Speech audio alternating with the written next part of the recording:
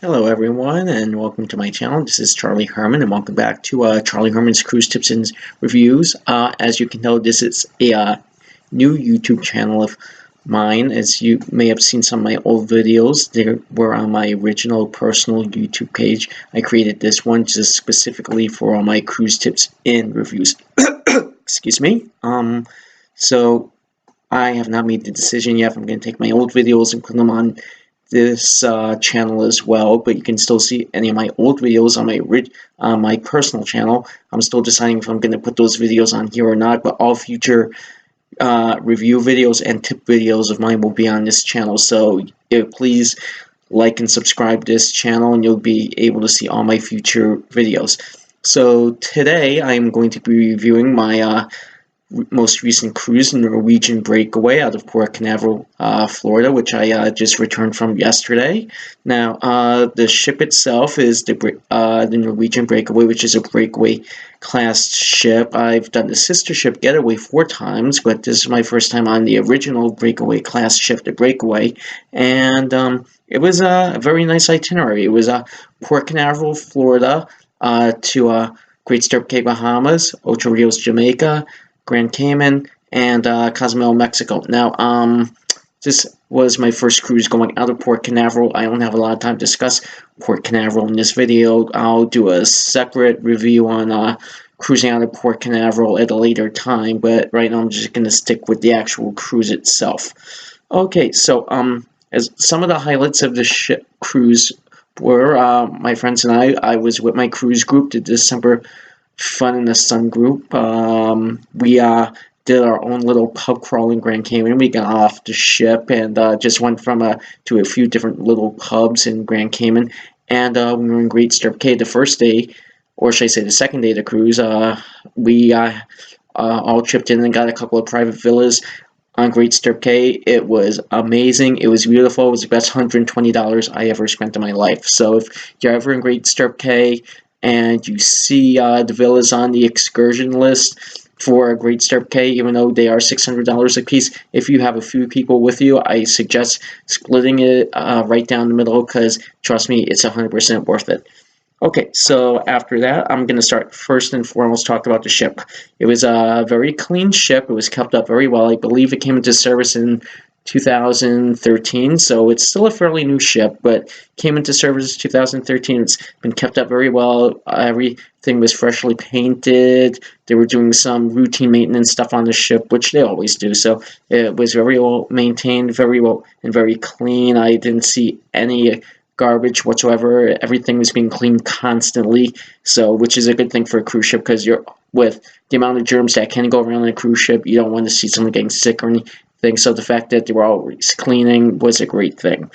The ship itself was a perfect layout. As I said, I've done the Getaway 4 times before, so it's the same layout as the Getaway, because this was the original ship. But as I said many times, the Epic was the first of the large ships, but the layout, everything was spread all over the place. So this was the actual perfect layout. Everything was really close together to everything, so you could find anything you need. It was all grouped together, and the signage was easy to read. It was easy to decide where you needed to go, or the signage was clear to direct you where you needed to go. Okay, so there were many different types of food available. You had the 3 main dining rooms. You had a Manhattan room, which they changed the dress code a little bit for now. Now you have to, if you're a guy, you have to wear jeans in there or pants. You can't wear shorts in there anymore like you used to. So they changed the dress code on that a little bit. You have Taste and Savor, the other 2 main dining rooms. There you can still wear shorts into the dining room if you want. I would still wear jeans if you or me, but as I said, in those dining rooms, you can still wear shorts into them. Sorry, my allergy is a little bit bad today. Okay, the other dining venues I actually did go on this cruise, because I'm platinum now. I had the 2-for-1 free dinners at Cagney's and Maderno Churrascaria. I've done Maderno many times, and the food was as good as always, so I would definitely recommend going to Maderno if you're ever on one of the NCL ships that have it, which is currently the Breakaway, the Getaway, the Epic, the Escape, I'm not sure if Joy has it. I know the Bliss doesn't have it, and the new Encore doesn't have it. But that's replaced with a restaurant called Q's Texas Smokehouse Barbecue, which I'm going to try in February when my friend and I go on the Encore. We'll talk about that at another time, so I'm going to try that one then. I went to Cagney's. It was my second experience in Cagney's this time, and it was worth it. The food was great. One of the best steaks you're going to get outside of a New York City steakhouse. Yes, I'm biased because I'm from New York, but it's one of the best steaks you'll get outside of a regular steakhouse. A main steakhouse, should I say, because this was a steakhouse on the cruise ship. But if you want a really good steak on board a cruise ship, if you're willing to pay the extra price for it because it's a specialty restaurant, I 100% recommend it because it is worth the money. Another specialty restaurant we went to was Teppanyaki, which is the hibachi grill. It was a little bit more expensive than if you go to one here in New York, but it was not a la carte. It was everything was included, so it was 100% worth it. Our server, or should I say, our cook or performer, he was wonderful. He was funny. He was singing. It was an overall great experience. So now I'm going to talk about the onboard service. This is the first time I'm going to say I was not disappointed with the onboard service. I was just surprised because it's not what was not at the normal level of service I expect from NCL. It was a little bit under the level of service I normally get from this cruise line. But one of the things that did bother me a little bit is they do no longer do they deliver towels to your room on the first day to cruise. Your beach and pool towels, you have to go to the towel shed by the main pool to get a towel, and they take down your number. And not only do you have to get it from them, but at the end of the cruise, you have to literally return it yourself, not leaving your stateroom for your steward to take it, but you have to bring it back yourself. Otherwise, they're going to charge you. So that's one thing I wasn't crazy about, is that I have to actually get my own towel instead of it being in my room like you have on other cruise lines. Another thing that I wasn't wild about, and I'm not happy about, because this is part of the cruise experience, is that you now have to request your room steward to for a towel animals on the first night of the cruise. Literally, the first day of the cruise, I didn't have a towel animal because I didn't know the new policy that you have to request it from your room steward. And I love the towel animals, so as soon as I saw him the next day, I requested towel animals. I had them for every day for the rest of the cruise, but that did kind of bother me a little bit because that's part of the cruising experiences, the towel animals, and it excites me, and I like to take pictures of them.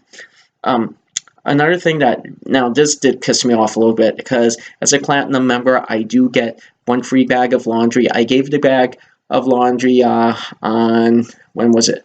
Monday morning, 9 a.m. I gave it to my room steward. I left it on the bed, and I didn't get back till Wednesday night. I had to call housekeeping twice. I had to go to guest services because they were just having some sort of problem with the laundry, like there was a slowdown or something. But I've never had an experience before where I've given laundry first thing in the morning and I got it back 3 days later. So that kind of upset me a little bit.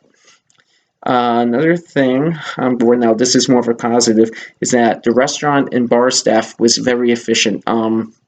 Food was delivered in a timely manner. The bar staff, even though they were very busy, they took care of you in a timely manner. I would like to see maybe more than one or two bartenders in certain bars at certain times, because it's the more popular bars, so you might want to have an extra bartender there too. But they did the best they could, and they were very efficient for the manpower they did have. And last thing I want to talk about the onboard service was they were very friendly at guest services, very friendly at the cruise next desk. I had some good conversations with them when I had to be there, and they were very friendly and very helpful. Okay, excuse me, I'm sorry about that. Like I said, my allergies have been bad. The entertainment on the ship. The first thing I did, as I always do on board, is I went to Howl at the Moon. It was outstanding as always. Melissa, Sarah, and Sam, they were wonderful. They were very fun.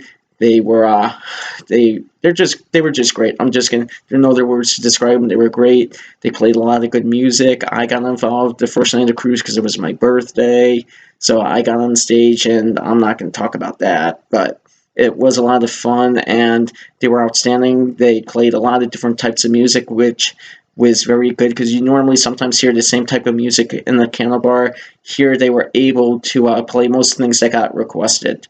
Another thing, and this is the only other entertainment part of the cruise I'm going to talk about because I didn't do the comedy this time, is brand new on the Norwegian Getaway and Norwegian Breakaway ship. So both of them is the Sid Norman's Poorhouse, which replaced the Fat Cats Club, which was a jazz club. This is Sid Norman's Poorhouse, and it's basically old school heavy rock and roll and metal from the 60s, 70s, and the 80s. And these, I'm not going to mention names here because I did just become friends with them. I don't want to put their names on my video without their permission. But the performers there, they were wonderful. They were great. It was like being an actual rock show every night. They performed 4 nights on the cruise. I missed it the first night because I was at Howl at the Moon.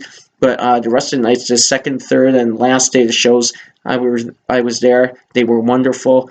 And I'm going to say, if you're ever on the Norwegian Breakaway or Norwegian Getaway, you definitely want to go to Sid Norman's Poorhouse. But I'm going to be honest, get there early, at least a half an hour before the show, because it fills up quickly, and you're just going to have a great time. But if you show up late, you're going to be standing the whole time. So just want to give you a heads up on that. I 100% recommend seeing that show, but I also recommend getting there early so you're not standing the whole time because it is a 2-hour show. Okay. The next thing I'm going to talk about are the bars and lounges. Spicy H2O was great as usual, except the entire cruise, the waterfall was closed. They were doing some kind of maintenance on it, or they retiled it, or repainted it. I don't know what it was, but from the first day of the cruise to the last day of the cruise, the waterfall was in up, which was a bit disappointing because I did want to sit under that a little bit and get just sit in the waterfall and relax a little bit. But unfortunately, it was closed. But for whatever reason, they didn't really tell us. It was just closed the entire time. The next bar I spent a lot of time at was Ocean Sports Bar and Grill. Now, that the bar is named after the former CEO of the cruise line, Kevin O'Sheehan. I had a few very good drinks there, as well as I went to the restaurant part of it, and I had buffalo wings twice and barbecue wings once. So it's a great place to get a little snack in between meals, or if you have a later dinner planned and you're getting a bit hungry, go there and get some wings. It's wonderful and a fun atmosphere. The last place on board the ship I want to talk about is Malting's Bar, which is not on deck 8. It's a very low-key, very calm bar. They have a good seating area. You can get mixed drinks. You can get beer. It's right by the cigar smoking room, the humidor. So if it is a very good location, and it's just plain 100% relaxing. And I would definitely recommend, if you're on a Norwegian Breakaway, to go to that bar if you just want a fun, relaxing experience. So overall, in conclusion, this was a very good cruise, and I will give it an 8 out of 10. The only reason I'm giving it an 8 and not higher is because of the onboard service issues I mentioned before with my with the towels and the towel animals and the slow laundry. But other than that, it was a wonderful cruise, and I would definitely go on the ship again. And thank you very much for watching my video, and thank you for watching my channel. I'll be back very soon. Thank you.